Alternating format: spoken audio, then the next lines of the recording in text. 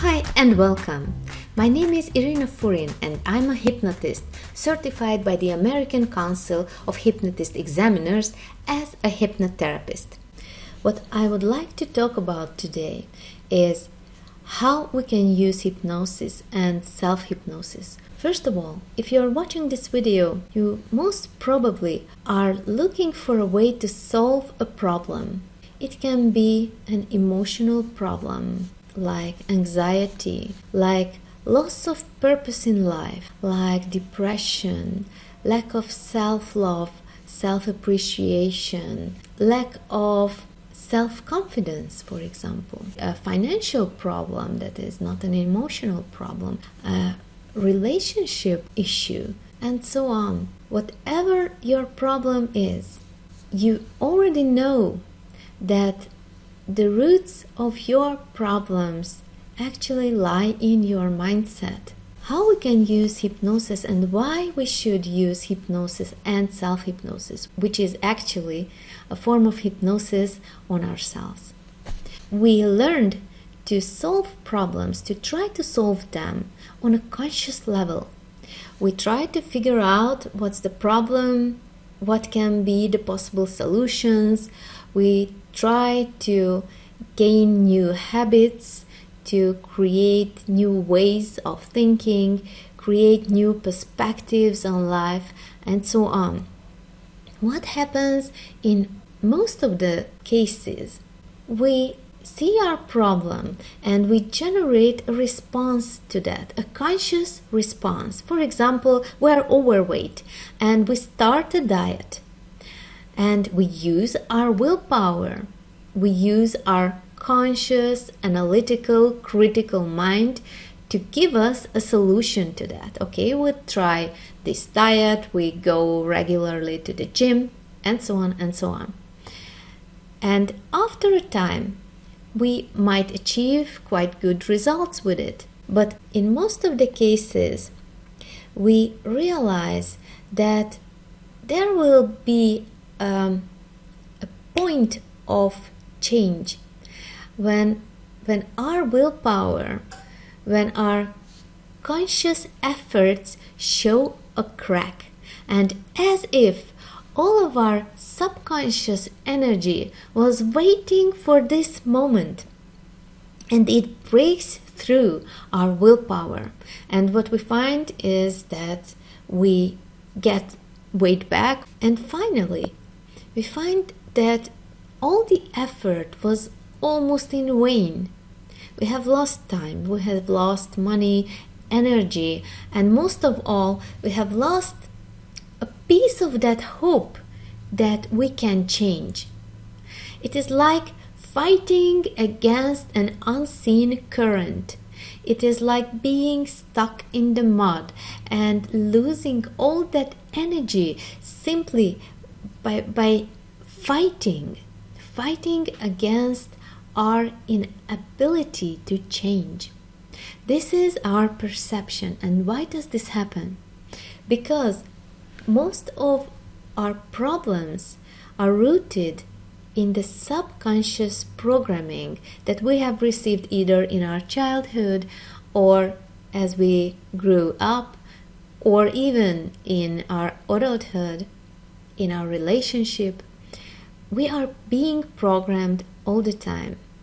As adults, we already have a sort of defense mechanism to filter out most of this programming. Not all of it, because the advertising industry and marketing and sales industry is using exactly these things, these hooks in our mind, in our subconscious mind, to get a subconscious response, to program us.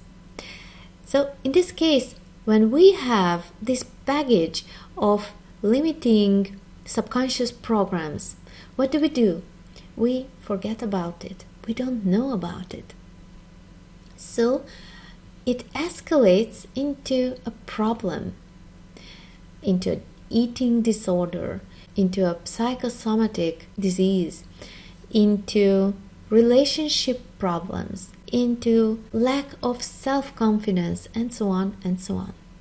So when we try to change that, we only scratch the surface and we don't go deep into the subconscious, and we don't make the change there. We only make a change on the surface. So what happens? As soon as this surface shows the first crack, so our willpower is weakened. Maybe we had a fight at work or with our spouse, or we had a breakup, whatever happened.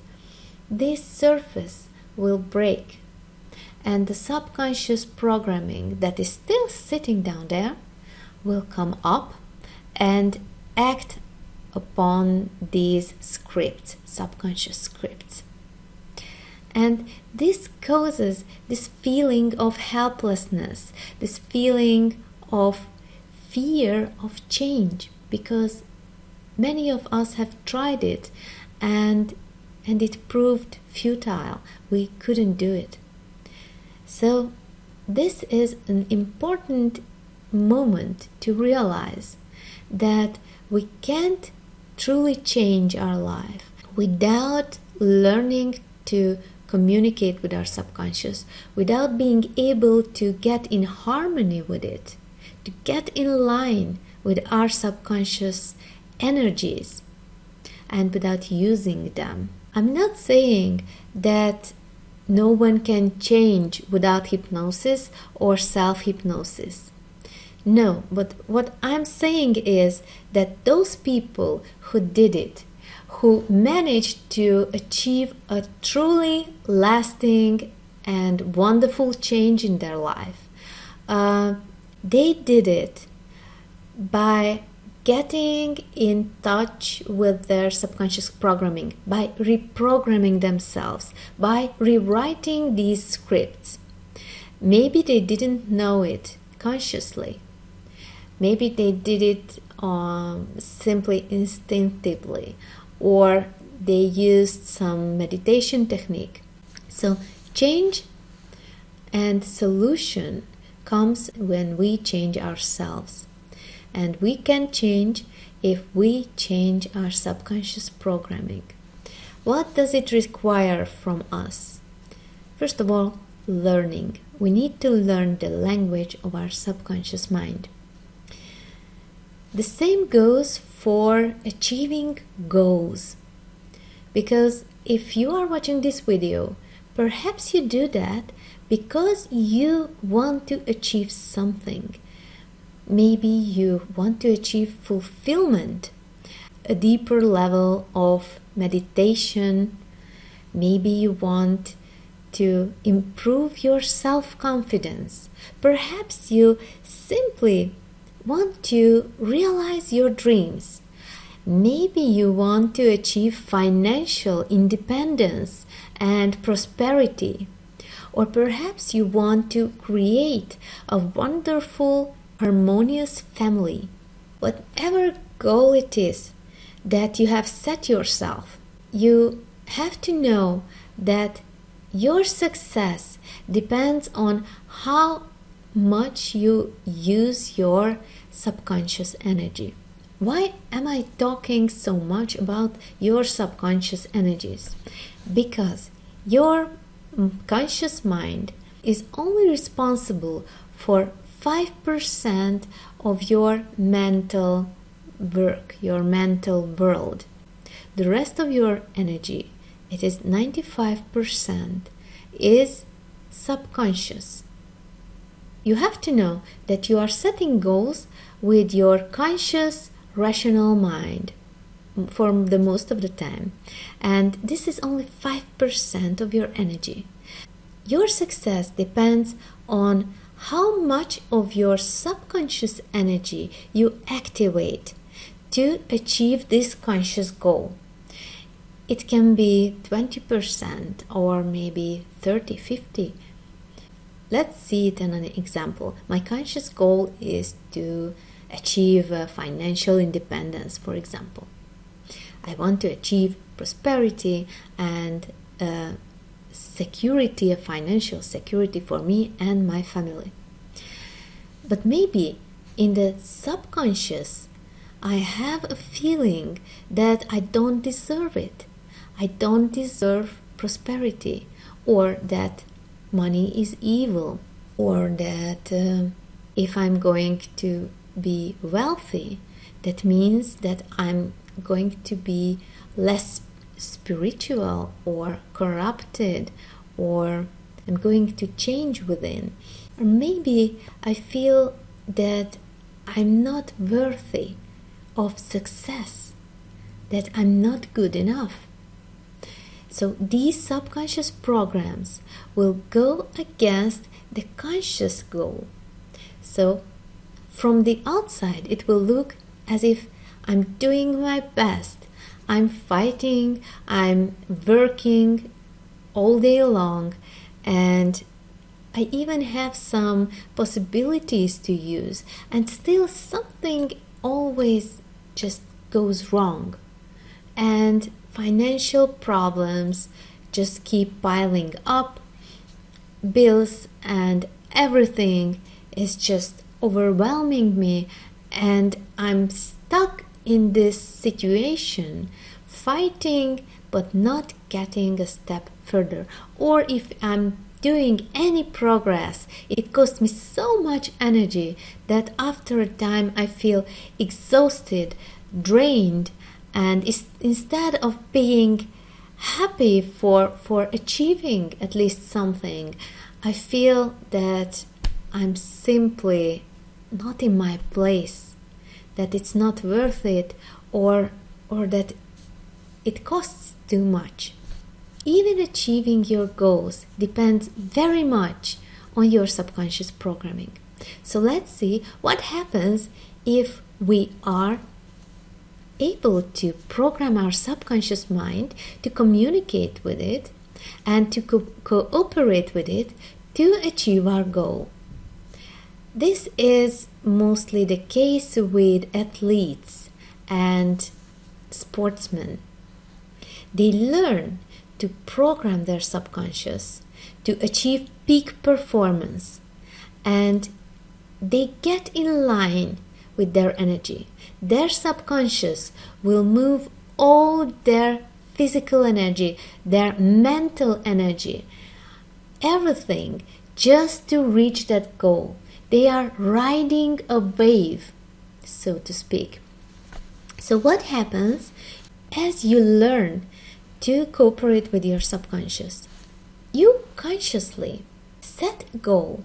This goal should be in harmony with yourself. Let's say you set this goal consciously. You go down and ask your subconscious if there is any feeling that goes against your goal, if there are any blockages within you, any negative, limiting ideas, beliefs, views that affect this goal. And then you find out that maybe, yes, I'm feeling that I'm not worthy of reaching that, or that I'm not good enough, or that if I reach that goal, I will lose something important. Maybe I will have to take responsibility. Maybe I will lose the security of failure. As you realize that there is something within you that is not quite in line with your subconscious goal, what do? You start to communicate with your subconscious. You start to discover this perception. What you thought subconsciously, you held it for reality. And as you start to discover it, you will find that it is actually a perspective, a false perspective on something, a false belief system on something. Maybe it came from your earlier experiences from the childhood or whenever that happened. Or maybe these are the beliefs of your parents, of your family, or maybe of someone you look up to. Maybe these are simply ideas that you took on and never thought about them, but they determined your reality.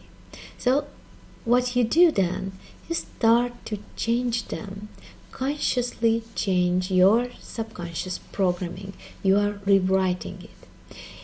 If you felt that you were not good enough, for example, because your parents used to criticize you a lot, they were so much focused on your weakest points, on your failures, that you started to see yourself through their perspective. You started to see only the failure in you. And as you understand that this is just a point of view, just a filter before your eyes, you can start to learn to recognize all the things you have already achieved. You learn the language, you learn to walk, write or read. You did that and you achieved that. We all have achieved lots of things by now. And the question is, if you recognize it, if you recognize how these false perspectives, you change within. You will start feeling your energies shifting, and you can create new positive habits, new positive mindset, a successful mindset. So this is how you can use hypnosis and self-hypnosis for 1, solving problems, 2, for achieving goals. Okay, it's all for now, and I hope you found this video useful. Goodbye.